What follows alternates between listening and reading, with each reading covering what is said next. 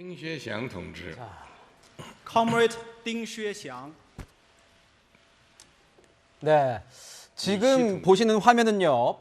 지금 이 시가 바로 옆 나라 중국에서 이 시진핑 중국 국가주석의 사실상의 3기 이 대관식이라고 부를 수 있는 중국 공산당 20기 중앙위원회 제1차 전체 회의에서 새로운 앞으로 5년간 중국을 이끌어갈 상무위원 7명을 언론에 소개하는 자리입니다. 자, 이게 들어오는 순서대로 이 권력 순서가 정해집니다. 자, 당연히 시진핑 주석이 중국 국가 주석으로 5년간 앞으로 향후 5년이 될지 10년이 될지 장기 집권을 할지 아직 모르지만 향후 5년간 국가 주석으로 최고의 권력 핵심 지위를 이어가게 됐고 지금 두 번째로 나오는 게요, 위원님.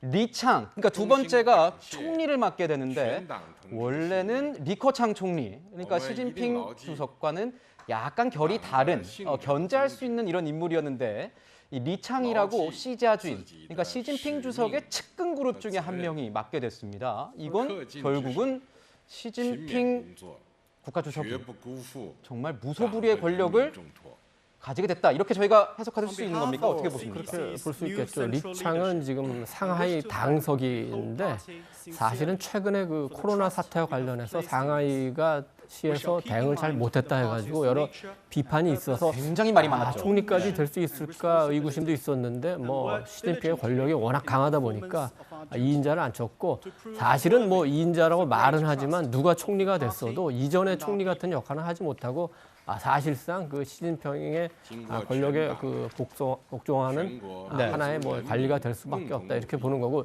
리커창 총리 같은 경우에는 올해 67세입니다. 그러면은 그 중국에는 이제 하나의 원칙이 8하 7상이라고 해가지고 67세까지는 한 번 더 하게 해주고 68세부터는 이제 물러나는 게 관례였는데 67세인 리커창은 공산주의 청년동맹 공청단 소속이니까 태자당인 그 시진핑하고는 이제 계열이 다르죠.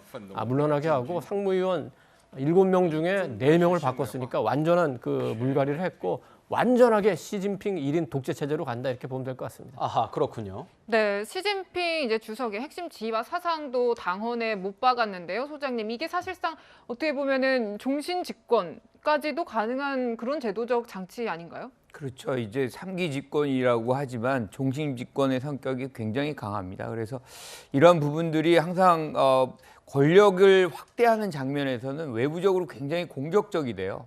지금 푸틴이 종신 집권의 상황 속에서 전쟁을 하는 것처럼 아마 시진핑도 이런 권력 독점의 상황에서 외부적으로 굉장히 호전적으로 갈 공산이 매우 큽니다. 그래서 대만에 대한 어떤 무력 사용도 배제하지 않는다는 그런 얘기도 하는 이유가 내부적인 어떤 권력의 집중화를 도모하기 위한 그런 수단이기 때문에 사실은 우리 동북아시아의 어떤 긴장성 뭐 이런 부분들은 더 고조될 가능성이 더 있다. 그렇군요. 지금 보면 시진핑 중국 국가주석이요, 뭐 당 대회 얼마 전에 있었던 개막식에서 이 타이완에 대한 입장을 분명히 했는데 완전한 통일을 하겠다 그러면서 무력 통일까지도 얘기를 하고 있습니다. 이런 상황에서 부장 차장께서 보시기엔 어떻습니까? 자, 시진핑 집권 3기, 우리나라에 미칠 영향, 외교안보적으로도 경제적으로도 굉장히 영향이 많을 것 같은데 어떻게 예측할 수 있겠습니까? 일단 동북아 불안정성이 굉장히 커질 수 있다 이렇게 우려할 수밖에 없는 상황입니다. 왜냐하면 지금 이 동유럽에서는 지금 러시아와 우크라이나가 지금 전쟁을 벌이고 있지 않습니까? 그런데 지금 이 시 주석이 사면임을 확정한 이후에 대만과 통일을 추진하고 그 과정에 무력도 쓸 수 있다.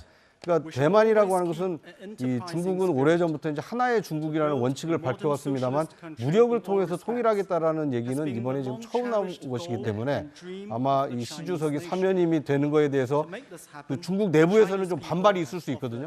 이 반발을 무마하기 위해서 내부의 어떤 갈등과 모순을 이 외부와의 어떤 더 큰 이 그 갈등 또는 이 무력 그 갈등으로 그걸 좀 잠재우려고 할 수 있기 때문에 이 대만 사태 아마 좀 예의주시해 봐야 될 것 같고요.